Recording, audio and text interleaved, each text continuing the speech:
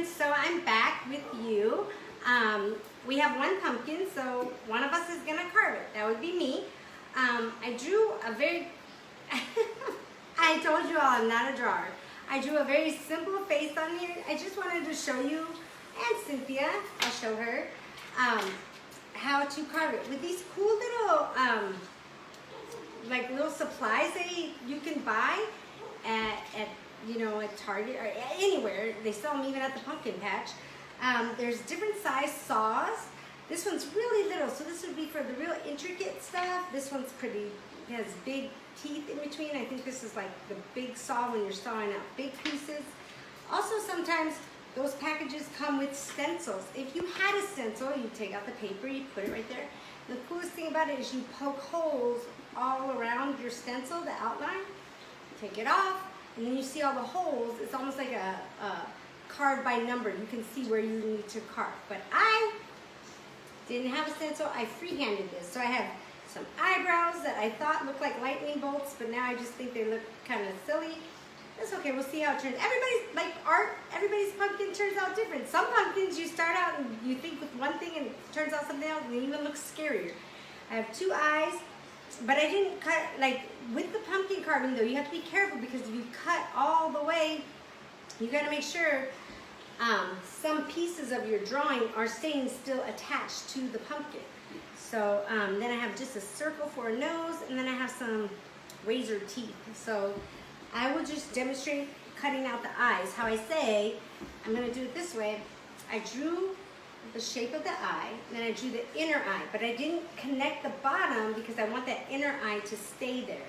So let's see, if I start here cutting, and I'm using that small intricate one because I need to do a turn, and I want to cut carefully. I guess that's what I would say. I want to make sure that sometimes when you cut a pumpkin, you have to cut out sections to get the pieces that you want. Like what I'm going to do right here, so that I don't go too far or mess up. So as you can see right here, I'm going to cut out this section of this eye. So I didn't cut the whole eye because I felt like if I kept going around, I was going to make a mistake. So I just cut out this section. You can see it right there. So let's see. You can see, just cut out that little section of that eye. I'm going to keep going so I can get the whole eye cut out. And then I'll be happy to show you my one eyeball. So I think I'll show you one eyeball and one eyebrow. Because the eyebrow is a little bit more intricate. It's got a lot of cuts in it. The eyebrow, I mean. Let's see. I've almost got the eye cut out all the way. So you can see I have the outer eye and kind of like the inner pupil so that you would know this is the jack-o'-lantern's eye. So, hold that. Oh, but see, here's where you have to be careful so you don't break off the piece that you want to keep there. This little small part. I think I'm going to push. See? Yay! So I got my one eye right here, and I got this little part, so that's my eye. Now I'm going to try, and then I would later on go through and kind of clean up my cut a little bit so you don't see all that stuff inside the pumpkin. Just cut around like that.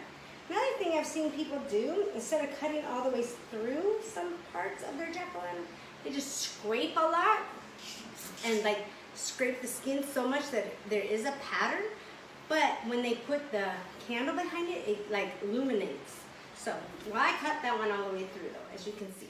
So now I'm going to do the eye. I did a straight line for the eyebrow, but then I did some jagged cuts at the top. I thought it made him look angry.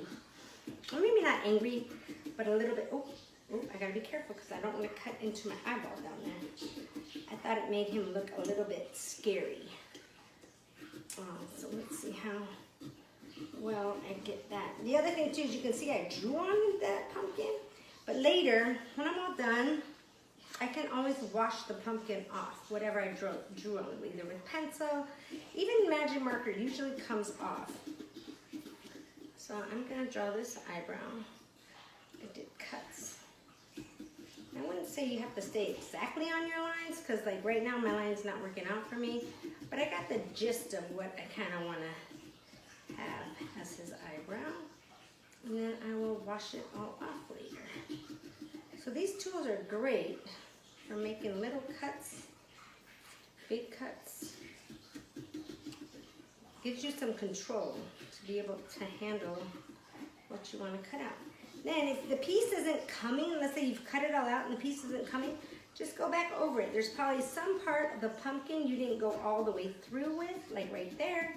So I see that that's the piece that's keeping the pumpkin from me not being able to push it in or, okay, so I get to pull it up now because I got it all cut off. So there's my piece. Let's see. I need to clean out some of that so you can see my eyebrow that I'm trying to make. So, let's see.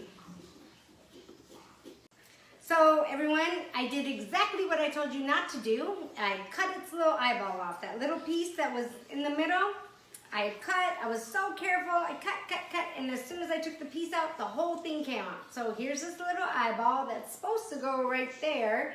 And yeah, so not to worry, there is a way to fix it. I saved the piece that I need to get attached back on.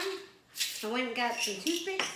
So you literally break a toothpick in half, insert it into the eyeball or into the piece that you want to reattach to your pumpkin and push. That's what's good about a pumpkin. It's pliable and you push it right back down where you want it to go. So I want mine right there. And look, I got it reattached. So it happens.